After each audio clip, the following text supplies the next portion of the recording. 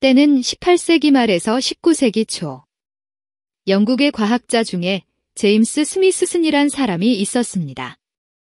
부유한 귀족이면서 광물학자였던 그는 죽기 전에 이런 유언을 했다고 하죠. 인류의 지식 증진과 보급을 위한 시설을 미국 워싱턴에 짓는데 전 재산을 기증하겠다. 영국 출신인 스미스슨이 미국의 과학 발전을 위해 투척한 재산은 무려 50만 달러. 이를 현재 시세로 환산하면 200억 원이 넘는 어마어마한 금액인데요.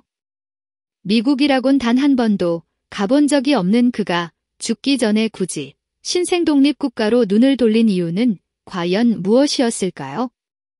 미국이 장차 세계 인류의 전시장이 되리라는 걸 예측이라도 한 것일까요? 제임스 스미스슨은 1765년 프랑스 파리에서 사생아로 태어났습니다. 그의 어머니 엘리자베스 헝거포드 키트 메이시는 영국왕 헨리 7세의 직계 혈통으로 부유한 과부였고, 아버지 휴 스미스슨은 준남작 출신으로 공작 가문인 엘리자베스의 사촌과 결혼해 노선벌랜드의 공작이 되었는데요.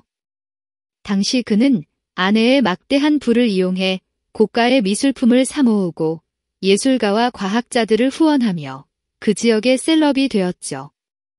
그러던 중 엘리자베스가 임신했다는 사실이 세간에 알려지자 휴는 자신의 아들로 인정하지 않았고, 이에 엘리자베스는 사람들의 눈을 피해 파리로 가 제임스를 낳았는데요.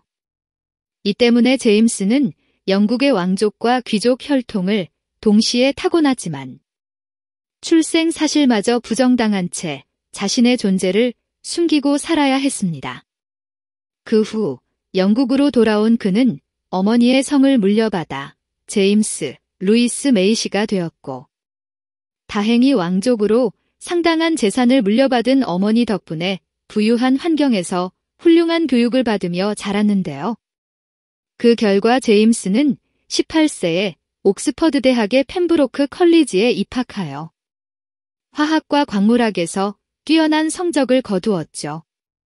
그리고 2년 후인 1784년 스코틀랜드로 가는 지질탐험대에 참여하는데, 이때의 경험을 토대로 제임스는 수많은 논문을 발표하면서 대학에 입학한 지 4년 만인 1786년에 석사 학위를 받고, 이듬해 영국의 상류 귀족 모임인 런던 왕립협회의 최연소 회원이 되는 영광을 차지합니다. 하지만 기쁨의 순간도 잠시. 그의 출생에 대한 비밀이 밝혀지면서 제임스는 런던 왕립협회에서 추방되고 마는데요. 그 무렵 어머니 엘리자베스가 사망하자 그제야 제임스는 아버지의 성인 스미스슨으로 개명하게 되죠. 그럼에도 보수적인 영국 귀족 사회에서 사생아는 소외될 수밖에 없었고, 이로 인해 제임스는 평생 자신의 출생을 원망했는데요. 그는 자서전에서 자신의 몸엔 영국에서 가장 좋은 피가 흐르지만 이런 혈통은 전혀 쓸모없는 것이라고 비판한 바 있습니다.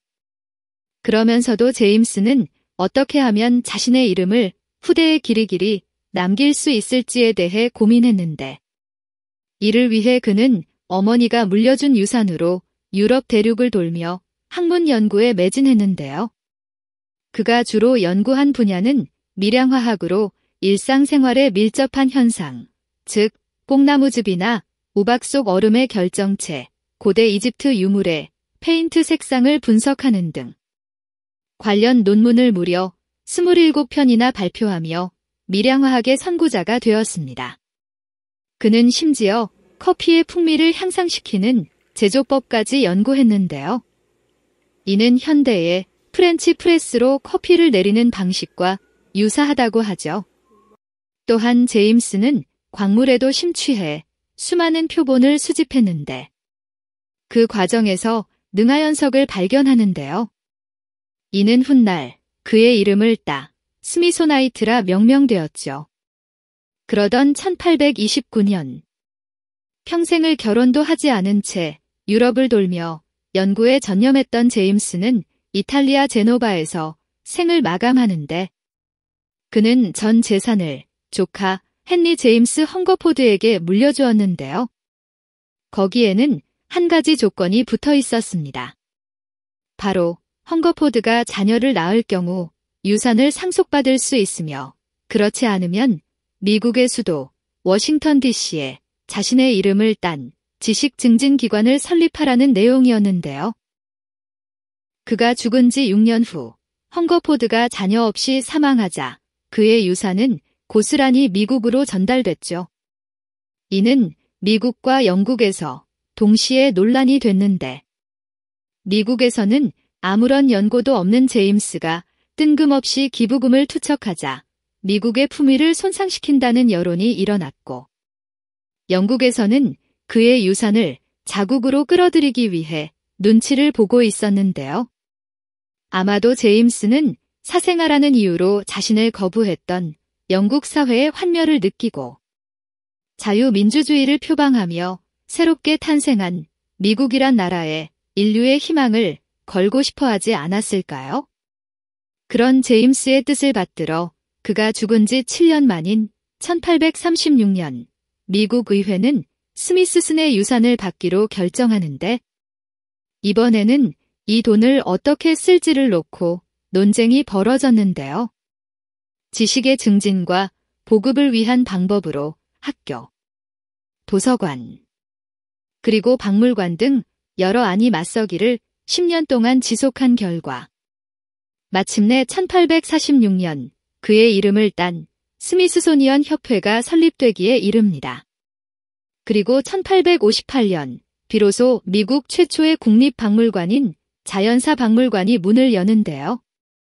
이를 시작으로 워싱턴 DC의 중심에는 거대한 박물관 지대가 형성되었죠. 이후 스미스소니언 박물관은 무료 개방이란 원칙 하에 지금까지 자발적인 기부와 정부 지원금으로 운영해오고 있는데요. 한 사람의 기부에서 시작된 일이 인류의 지식 성장에 널리 이바지하고 있으니 이것이야말로 진정한 노블레스 오블리주가 아닐까요? 이상 영국의 사생아로 태어나 미국의 과학 발전에 이바지한 제임스 스미스슨에 대해 알아보았습니다.